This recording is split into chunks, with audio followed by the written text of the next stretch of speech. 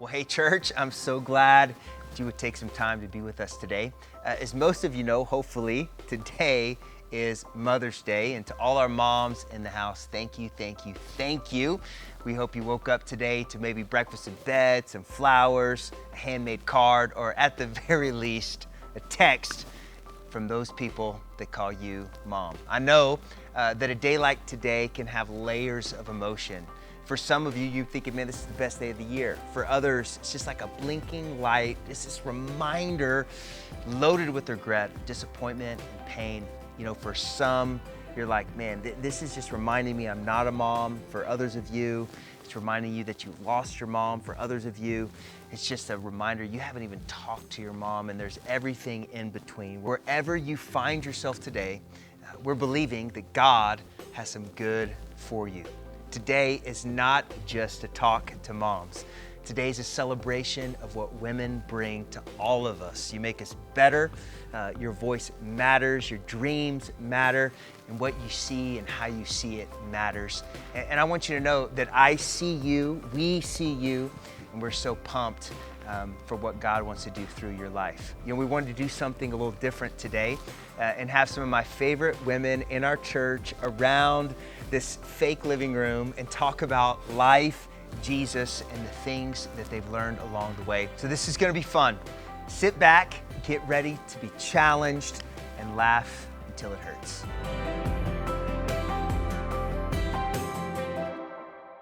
Well, amazing. I've got my beautiful wife, Liz, here. She's gonna be helping us kind of facilitate this amazing conversation. So we thought the best thing that we could do is let these amazing ladies introduce themselves to you. So let's start off with Sarah. Tell us who you are.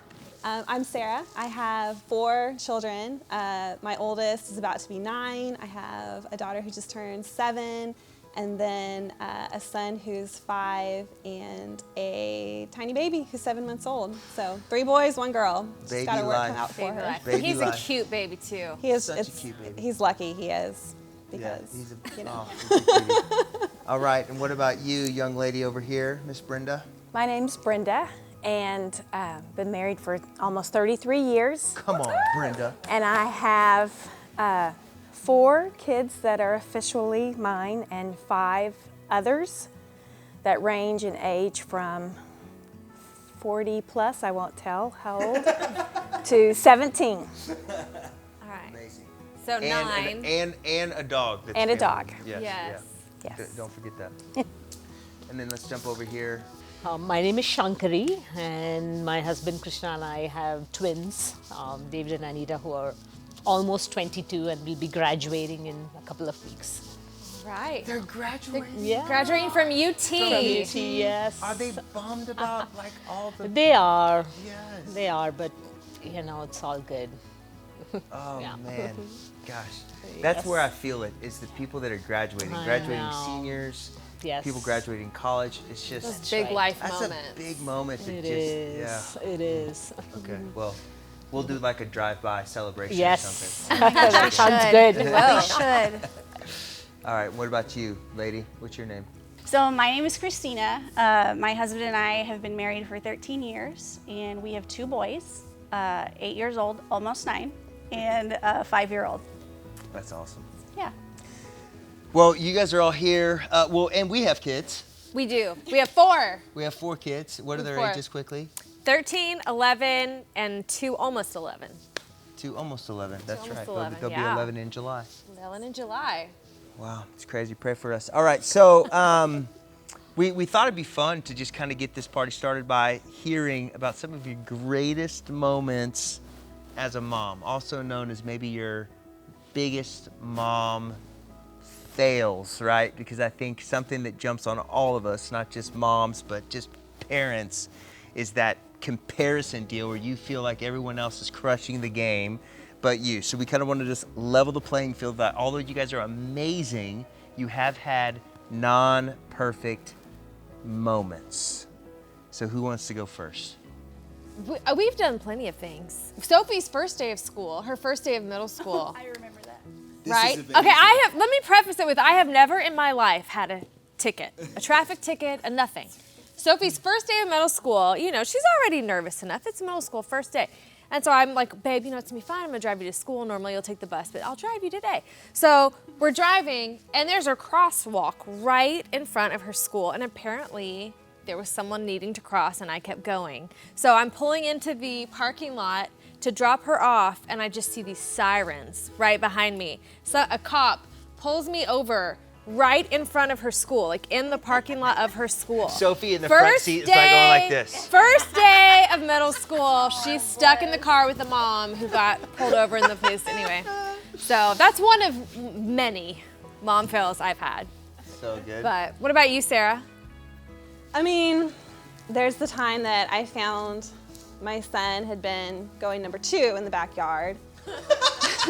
True story, true story. I was actually on the phone with a friend when I discovered that, so there was like no hiding that. What is it about boys and going to the bathroom outside? Our boys are like, they're in 4th grade. they're in 4th grade, and it's They legitimately still like, pee outside. we're in the backyard all together. There's a bathroom 5 feet away. They're like, Dad, can I just go to the bathroom out here? I'm like, no, dude, I don't want our backyard to smell like pee. Yeah. Walk I don't know. in the house. And We just would go to the rather have bathroom. our bathroom smell like pee Yes. because nobody can make it See, into the toilet. I encourage true. the outside being. I'm like, I don't want to take you. Just go. All right. So Fair enough. good. Fair enough. Any other fails? Any other fails? I mean, I have a lot, so.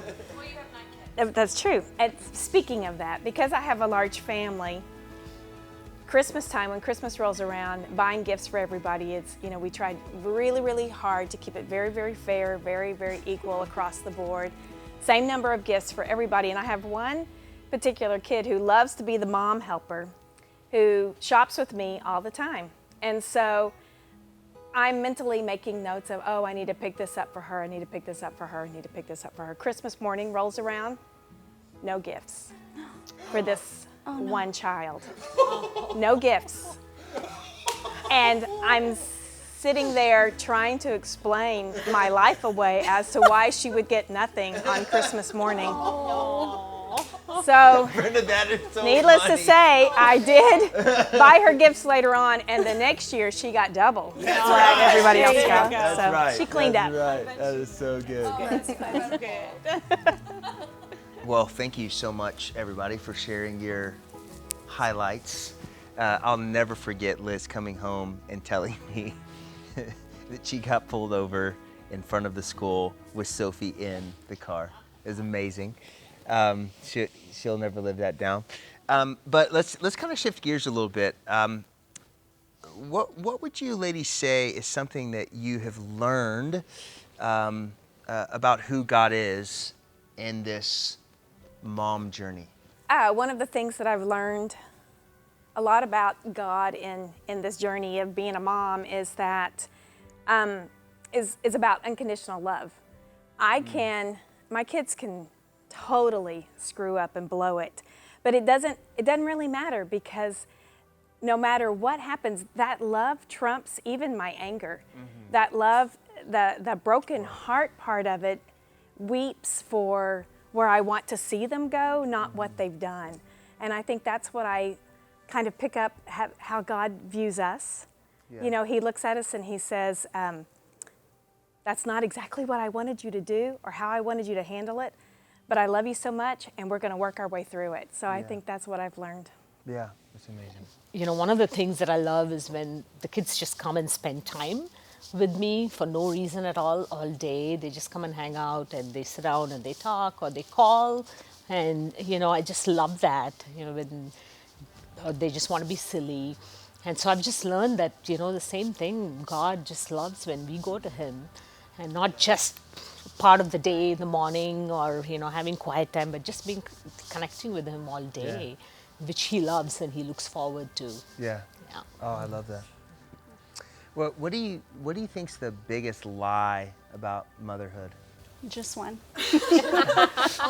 Just one. I think for me, it's that you're gonna get it right, you know, every single time, or that you're supposed to know what you're doing, or that you're the only one who doesn't know what they're doing. I remember I was having a conversation with a friend, and we were talking about, just getting out the door and the rush of getting out the door and how long it takes with little kids. And I said, I always feel so frazzled that I don't look forward to leaving the house because my anxiety kicks up and I'm like, ugh, how long is this going to take? Or what tantrum is it going to be today? Or, and she said, really? You always look so put together and carefree. And I'm like, I am the opposite of that. Very much the opposite of that. Internally, it's just so-and-so can see that I'm having a hard time, or what do they think of me as a mom? And so I feel like for me, that's been the biggest lie to battle, that, other people are having a hard time too. And just because you're having a hard time doesn't mean you're not a good mom. Yeah, that's right. Yeah, I think one of the biggest lies that I've dealt with kind of over the last almost decade now of being a mom is just that there's a certain way to be as a mom, and I'm not that. I don't measure up. I'm not enough. Jesus, when he was baptized, this was before his ministry began. And when he was baptized, the heavens opened up and God said to everybody around publicly, this is my beloved son. I love this person. And that was before Jesus started doing anything. And that's for us too. I mean, that's why he came, so we can experience that. This is an important question to me, because I feel like that this is an area where I hear a consistent tension in moms. And Liz, I think you've navigated this really well.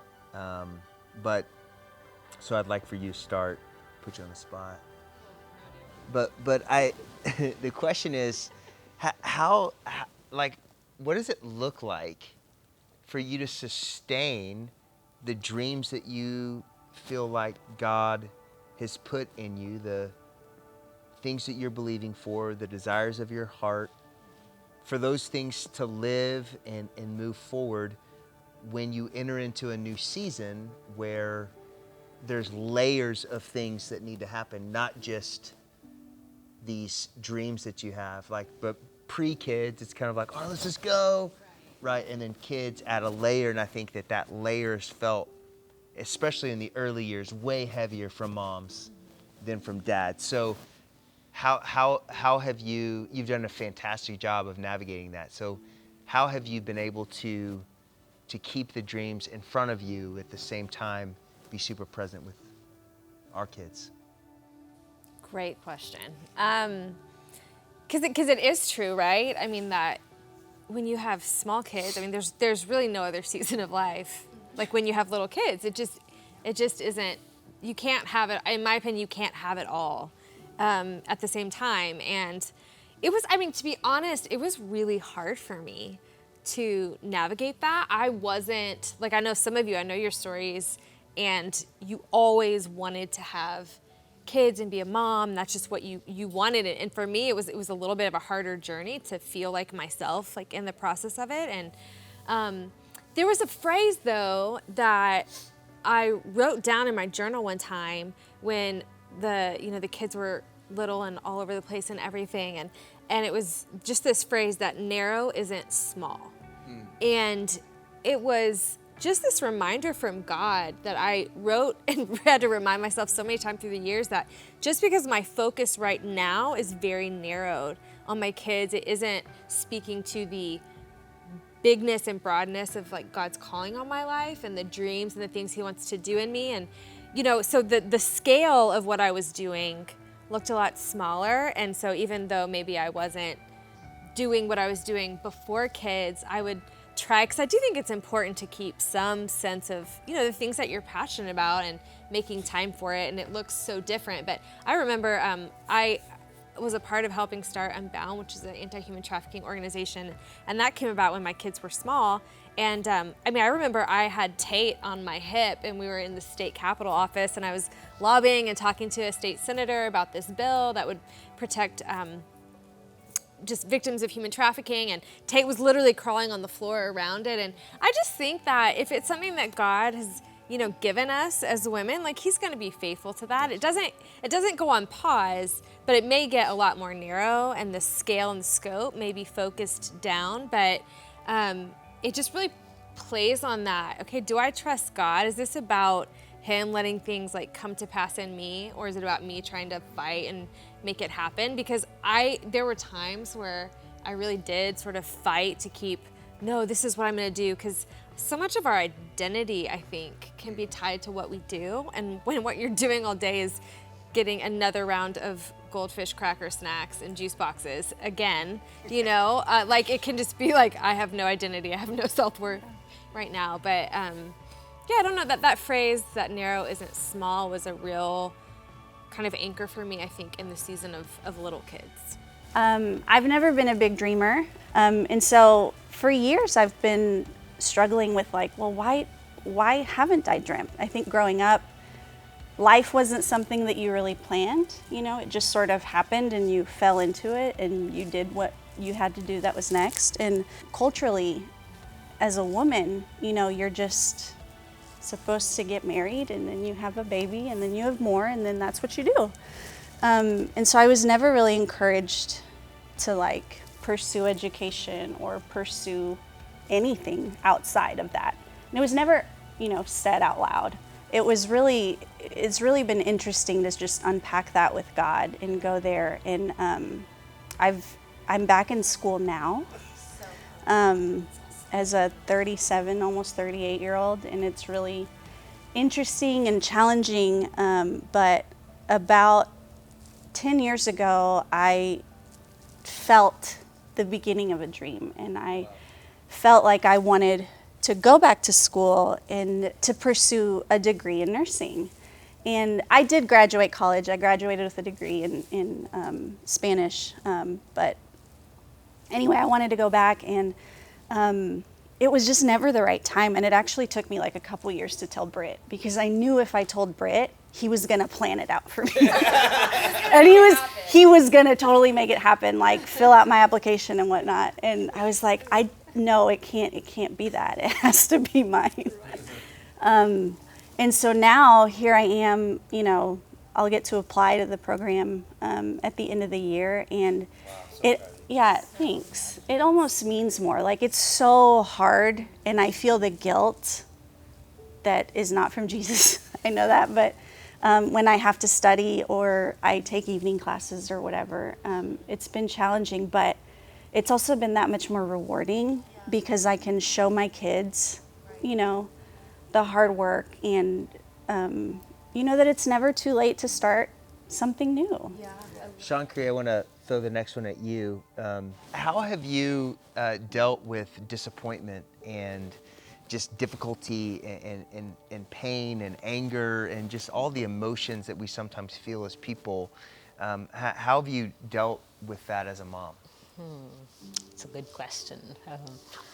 I know my weaknesses, and I think for me the biggest thing is like I have these expectations that I put on my kids, and when I get in that mood, I know that I can lose it, and I'm always fearful like I'm going to push them away, and over the years I've just gone to God with it and just lots of freedom prayer and just asking God to help me and run to him and keep going to him every day. Yeah. I mean, I think that's the biggest thing for me.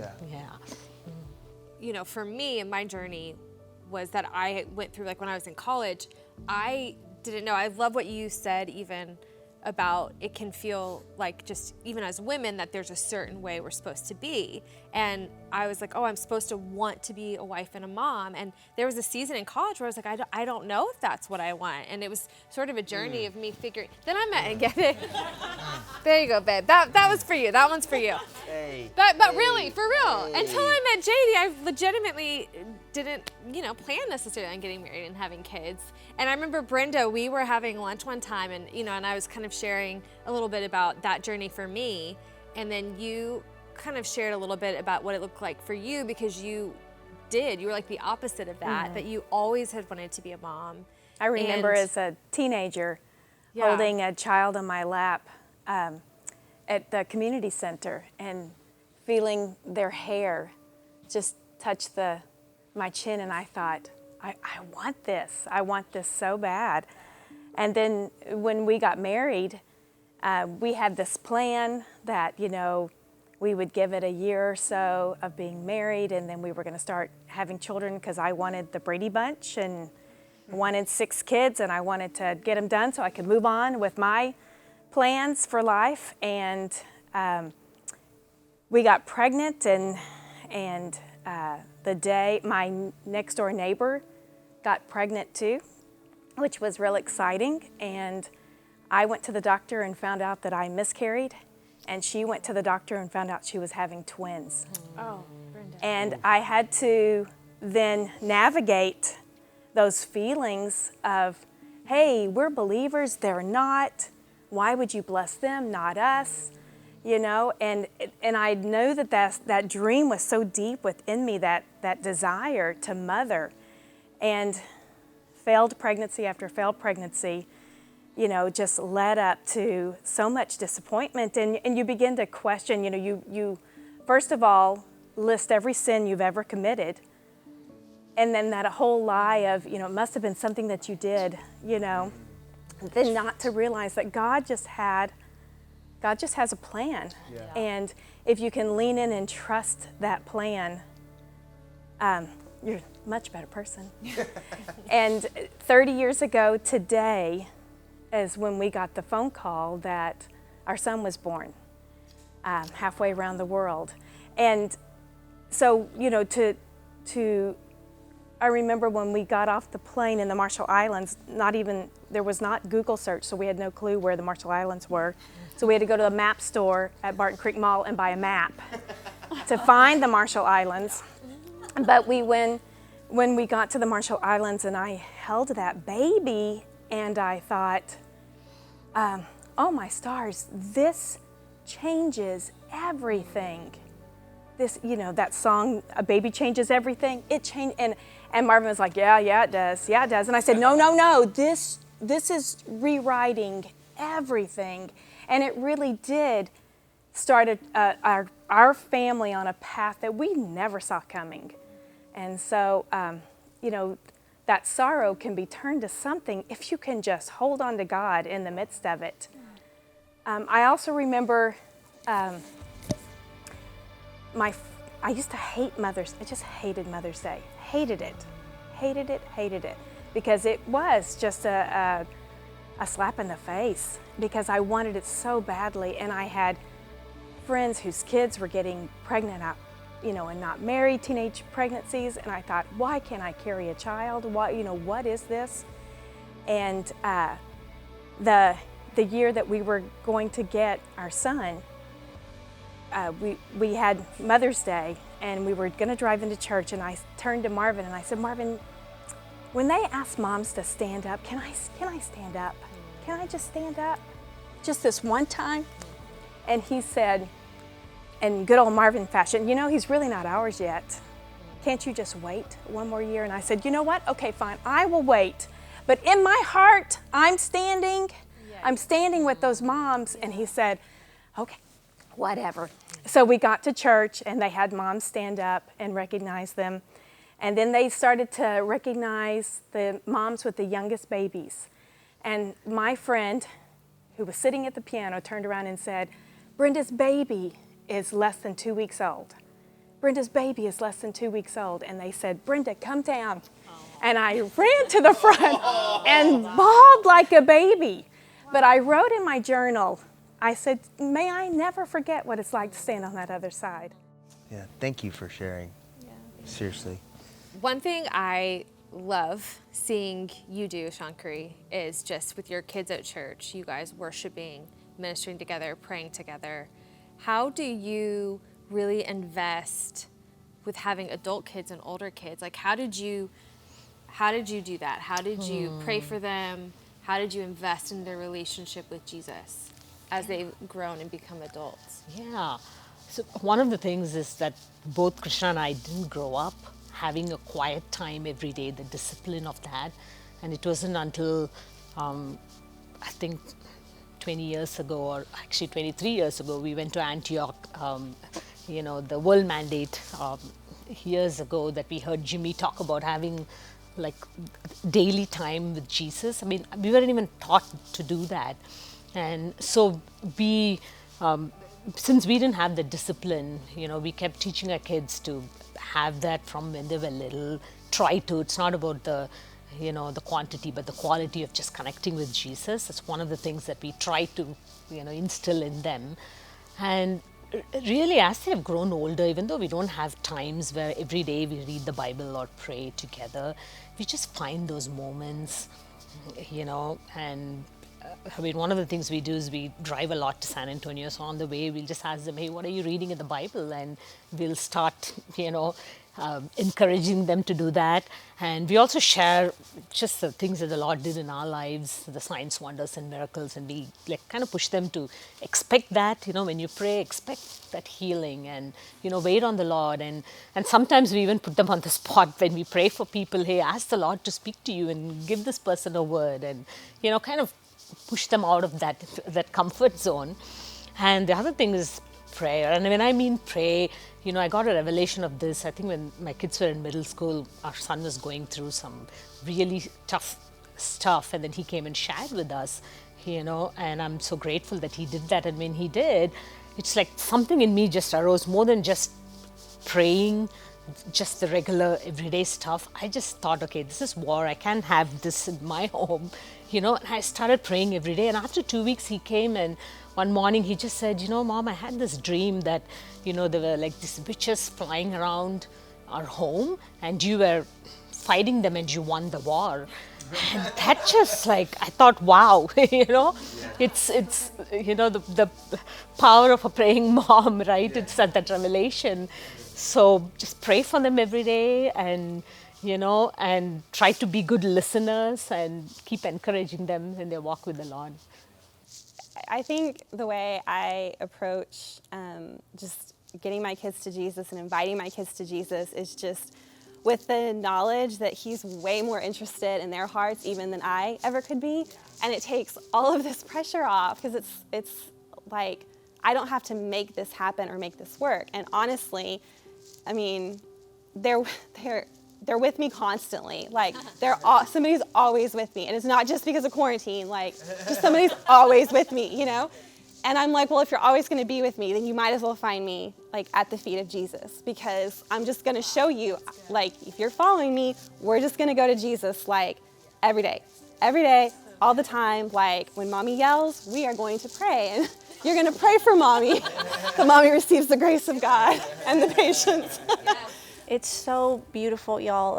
I had the privilege of leading my youngest, my little 5-year-old, to the Lord. And it was, is one of the most beautiful things. And we were having such a hard time. As much as I love to plan these beautiful sacred moments, and in my head we're sitting, everybody's, quiet and listening and engaged and praying with their eyes closed, and it doesn't happen that way. Never happens that way. But it's in the unplanned moments that I feel like we've had the biggest moments with Jesus with our kids. I mean, in talking about, the scary stuff that nobody wants to talk about, we lost grandparents, and our kids had a really hard time with that. And the more that we talked about death and grieving, and the more that we talked about heaven and the hope that we have in Jesus, and that conversation over, weeks, is what led to him saying, well,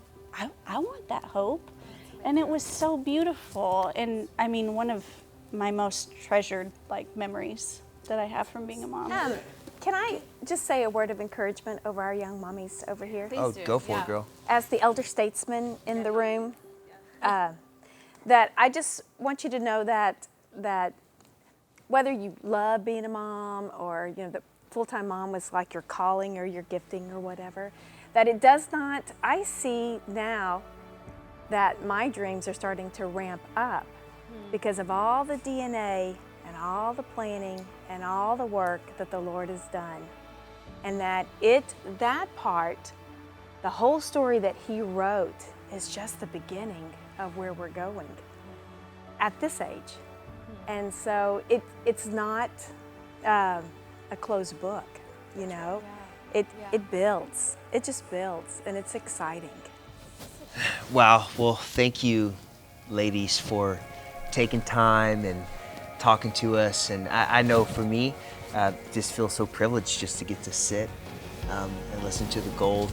And for, I just want to echo what hopefully you've heard today, is that no matter where you're at, no matter if you're a mom, if you want to be a mom, if you don't want to be a mom, if you're single and you long to be in a relationship, wherever you're at, I hope that what you heard today was the power of chasing Jesus with people, and believing that the gold that He's put in you is the gold that He is going to mine out of you. And no matter where you find yourself in the journey, if it feels like you're in a season that you're narrow, right?